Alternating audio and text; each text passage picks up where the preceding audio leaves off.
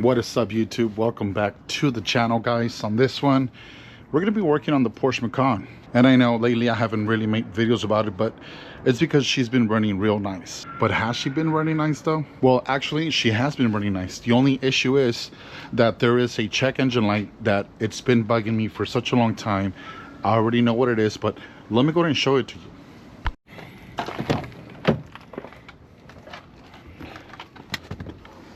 We're going to put in our device by Carly, which this one sits right over there. Okay. There you go.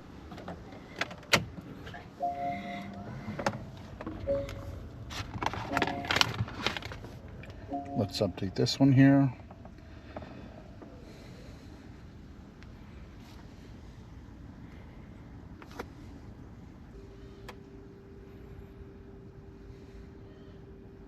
Here you go. Here's the code that we're getting. It's a P0030. Okay.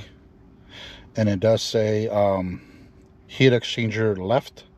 So I went ahead and Googled this one. Okay. Let's go ahead and do that.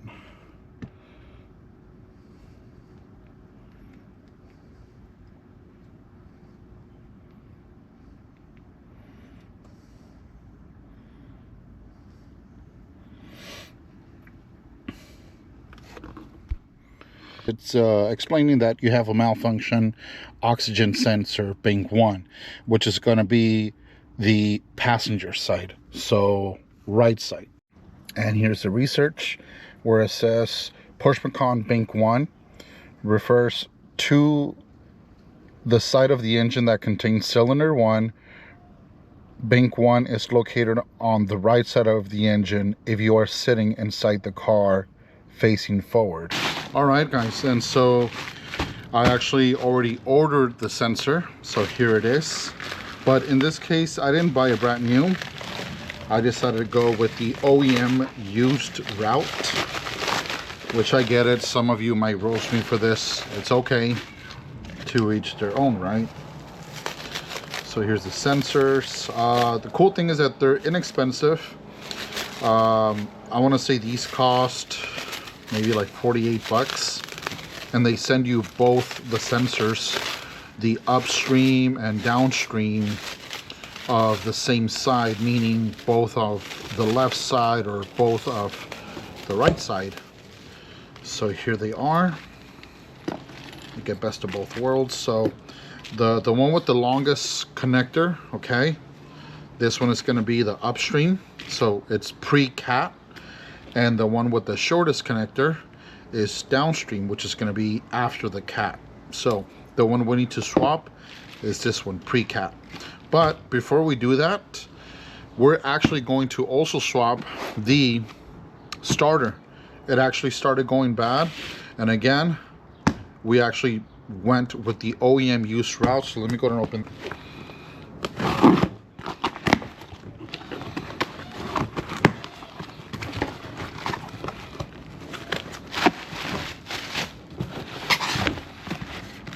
All right.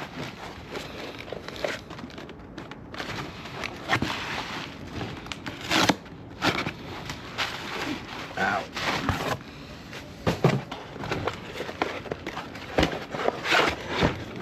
There you go. So, like I said, this is a used OEM unit, and this is made by Bosch. The part number reads 948-604-21401, and I believe it's the same starter for a 3.0 V6 or a 3.6 V6. I don't think the Macan with the 4-cylinder engine uses the same starter, but I could be wrong. All right guys, so here it is. We're gonna start removing all this. The starter is situated in this vicinity here, in this area. So underneath all of this is where the starter lives. And the sensor that I need to swap, again, is on the passenger side, so on this side. And it should be right around this vicinity, deep down there. So I'm gonna start off by taking all this to address the starter first.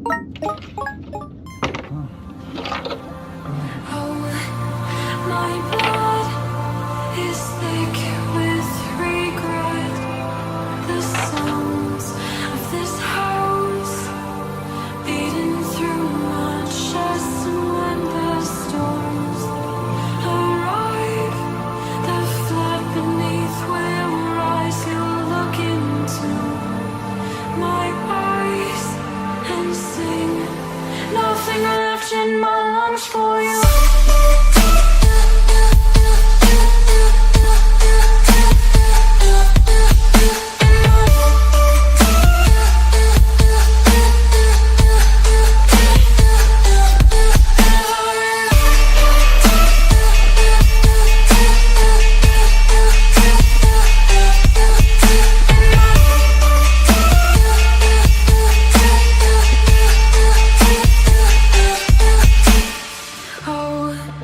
My thoughts, they seem to reflect like mirrors in my head.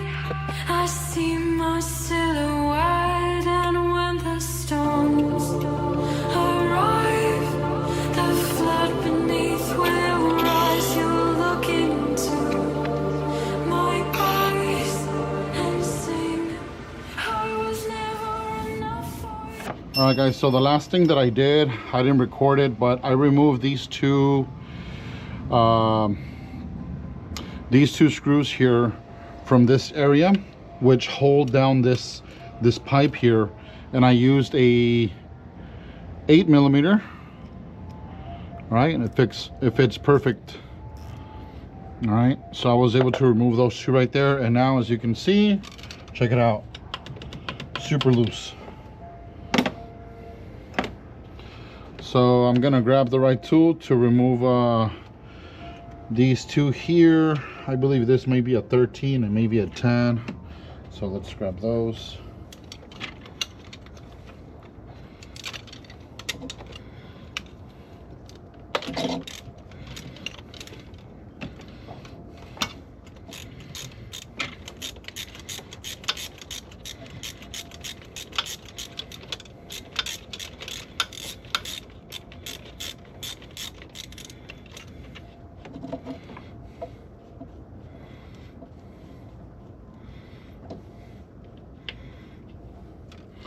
All right, there goes a 13, 10. Yeah, that's a 10. All right.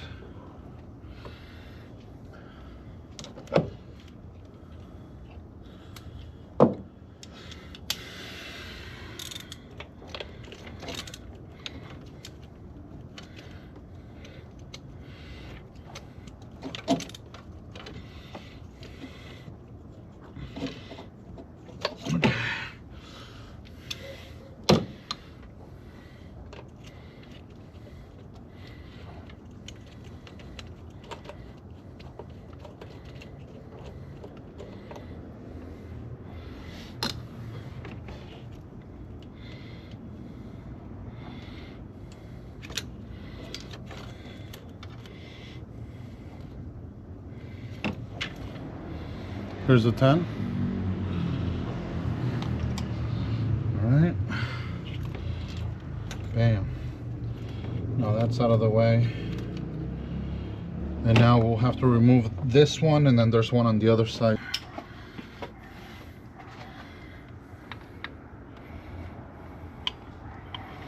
It's not, it's bigger than an E12. So now we're gonna try E14.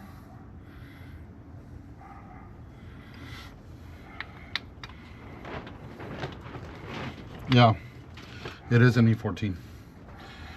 All right.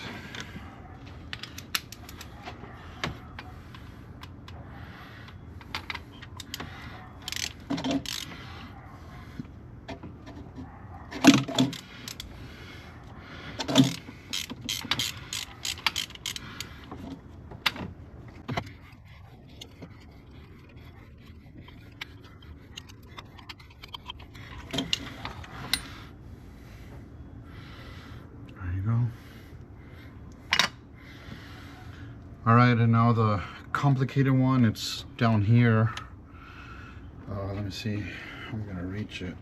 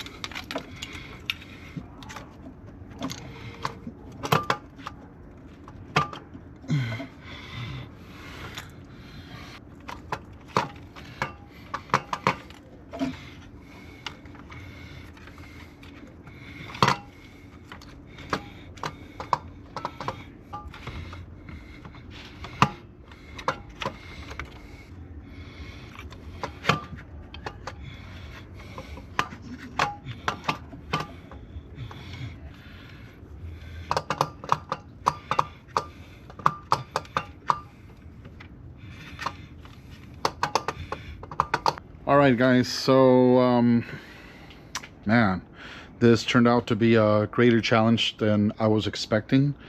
Let me go ahead and show you here what's going on. So I was able to successfully remove the two screws, bolts from the starter right there. So as you can see, the starter is already loose. Let me give you a wide view of here. Okay. The problem is that whenever I'm trying to pull the starter back, it hits right here, right there. It's hitting. Look at this. It hits right there, and then the tip doesn't come out because it's being hugged by this like U. So yeah, and it's not getting no angle. I can twist it and I still cannot remove it. So this means that this housing here, which is the thermostat housing, I believe it has to come off. But it's okay. I'm gonna do it because I suspect that this is where my original leak is coming.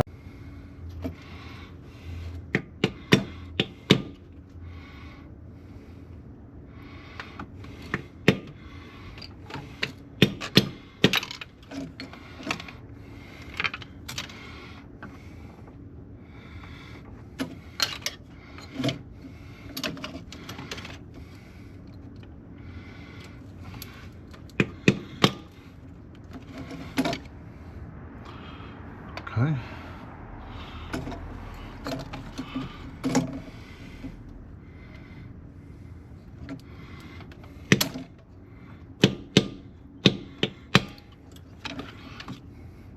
Oh my God, I broke this shit. Jesus Christ.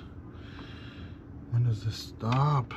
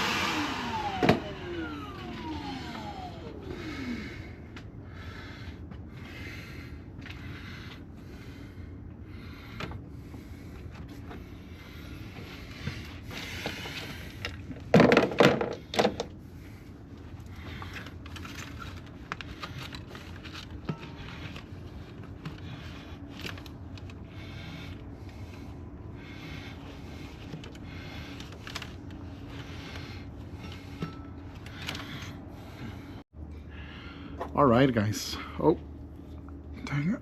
I'm dirty right there. Anyways, so I'm not sure if you guys were able to notice, but I managed to break off the corners where the starter fits in. That way it can slot out, and we did it successfully. I wouldn't recommend for you guys to do it. If you guys want to do it, go ahead, give it a shot, but be sure that this is under your own risk. You know, I managed to do it, and here's the tools that I did it with. Here is, what is this, a chisel? Okay, it's not that thick, honestly, and I hit it with this one.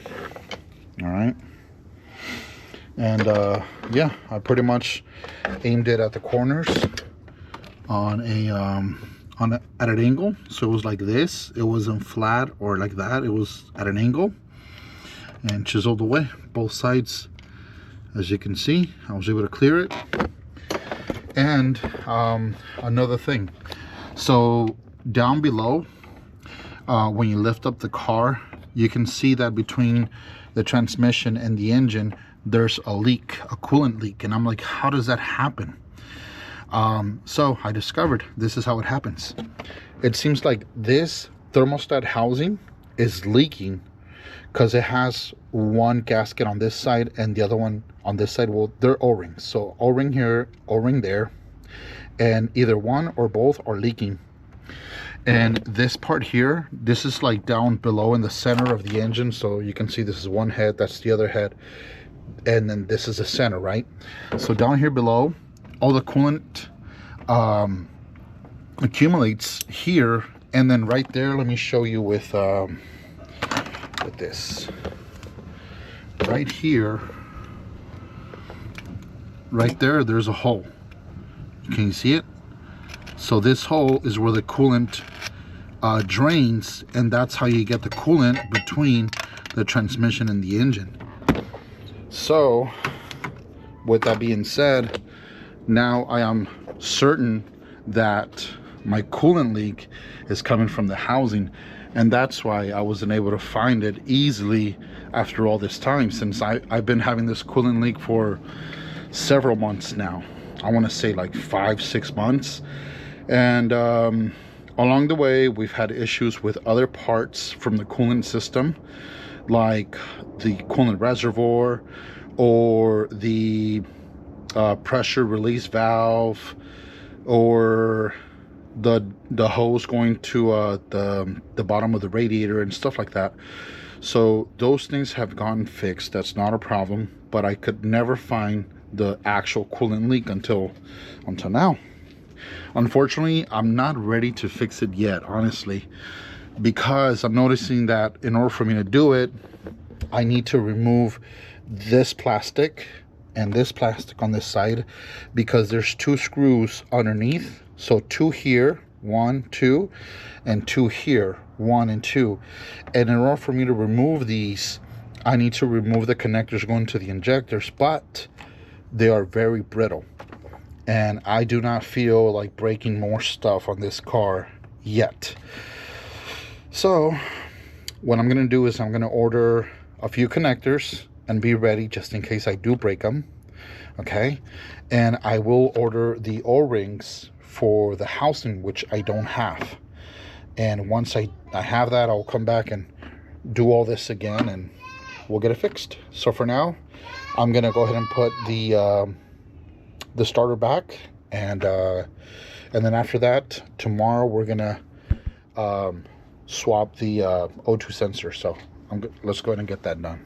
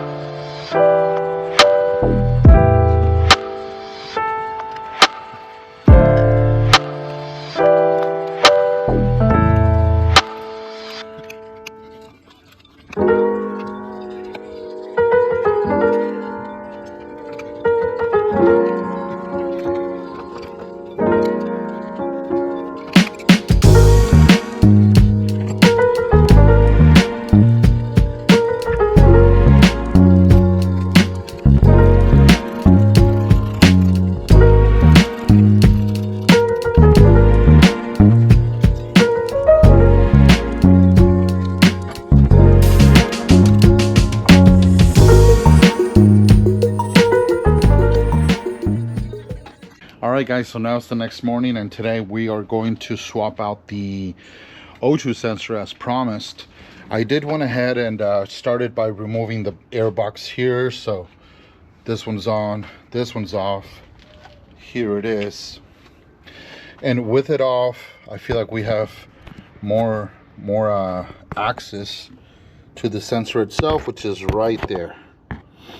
All right, so the tool that I'm going to be using today to take it off is going to be this one. All right, and the size of it is 7/8 right there. Okay, with 2 extensions just in case. So I'm gonna try my best to reach it like so. Okay.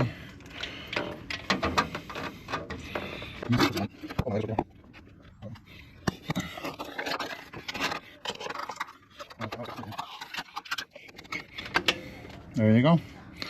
So it's in, and now it's time to loosen it up.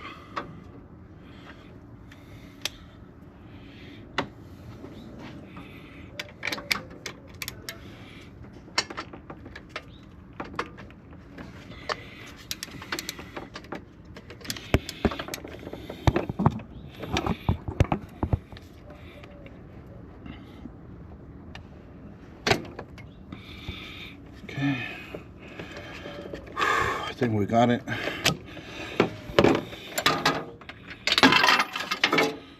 Okay. Dang it, we kind of lost the tool.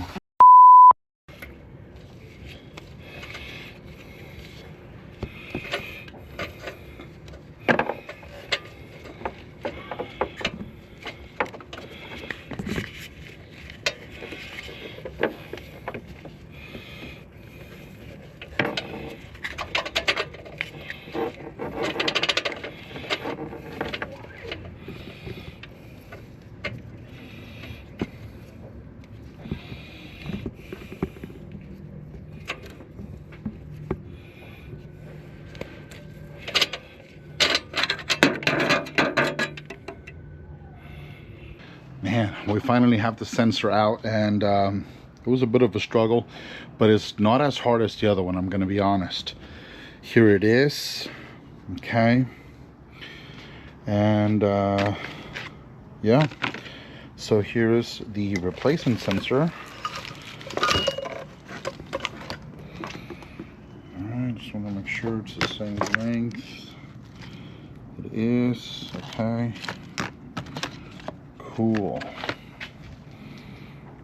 All right, so I'm gonna try my best to put it back in, which honestly I feel like that's gonna be even a greater challenge. You know what was a good challenge?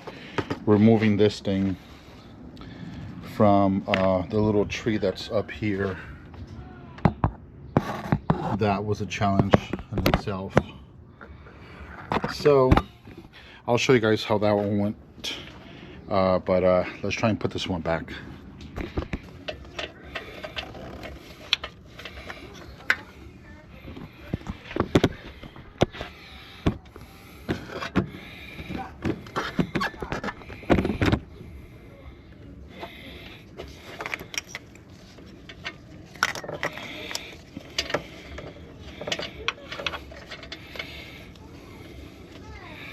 That went pretty smooth, so it was just a matter of twisting the cable with it, and it went fine. I guess now the next challenge is going down and looking for our, I think it's called crowfoot, crowfoot, looking for the crowfoot. Oh man, here it is. I found it. So it actually fell on me twice, and in case you're going to do the same process and you're also using a crowfoot, I just want to let you guys know that it's always going to be on top of the steering rack. Okay, so just jack up the car, one side is fine, and then just look around the steering rack. If you can, put your hand inside, which is what I did, and I went up, and sure enough, it was right there both times. So here, there you go. All right, so this one, I believe the sensor is seated all the way in now. So I just have to stick it in and get the job done.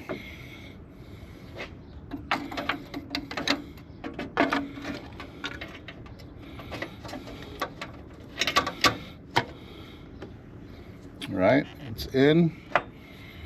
Now we're just going to twist it.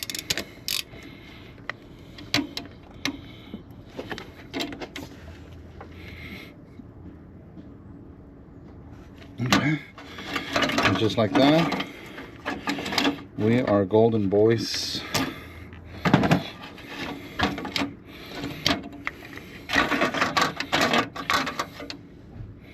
So the job done. Now we need to route the cable. So the way it was routed, it was holding itself by this one. Let me see if I could push it off with a pick. Okay, now it doesn't want to go. Come on. Come on, my guy. Okay. So it was like this. It was hugging it, right? Like that. Okay. Goes back in. Boom. All right, now this one went up here. So let me show you. This one goes up like this. So let me grab it from this end. There we go. Okay. And then to the back. All right. It was in here also. All right, so I'm gonna put it in. There you go. Okay.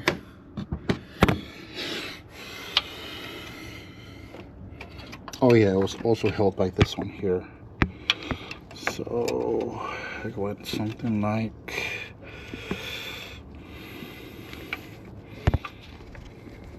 this. Yeah. Did it? Yeah, it did.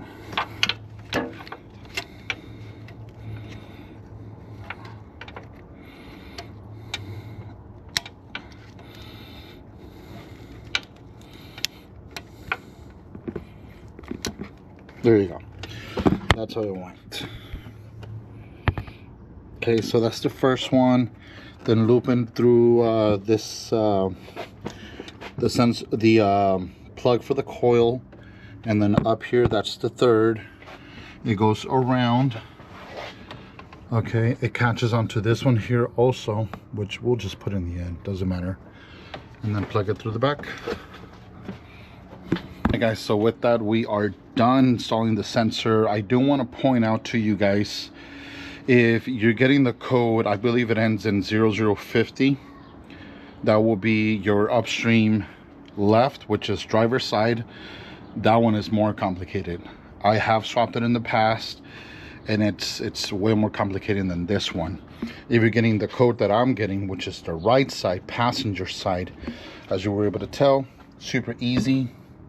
I know the space is pretty tight and it seems unreachable, but honestly, it's just a matter of twisting the cable with it. Okay, just twisting the pigtail. As you can see, I was able to twist it, and this thing spins whatever side you want it to do. As long as you're able to loosen it up, like I said, I would recommend for you guys to buy one of these. I believe they're called Crowfoots. This one is 7/8, and it fits like a charm. So with that being said, I'm gonna turn on the car, clear the code, rescan, and hopefully the code is gone now.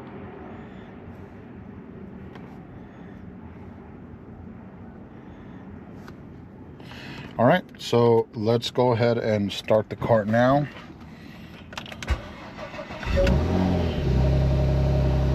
And so far so good. The check engine is gone. Okay.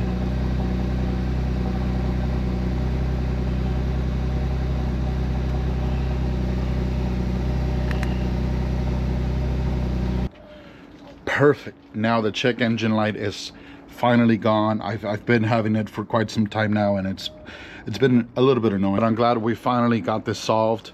I think the O2 sensor was obviously the easier of the two. All we need to do is remove the air box to give ourselves some space right there, and yeah, replacing it real easy. I thought I was gonna need smaller hands, which I don't have, but no, like you were able to see, just twist the cable and everything will twist off with it. So with that being said, guys, I hope you guys enjoy this video. I do want to point out that I haven't seen another video doing a swap or replacement of the starter, and I think this may be the first video out there with the starter. I know I didn't take the best route, okay, and I know maybe you guys were like, why'd you do that, you know, but hey, it is what it is. At the end of the day, it's not stupid if it works, right? So with that, guys, thank you guys for watching. I appreciate your support. Please hit that like, subscribe, share with your friends and family, and I'll see you all on the next one. Peace.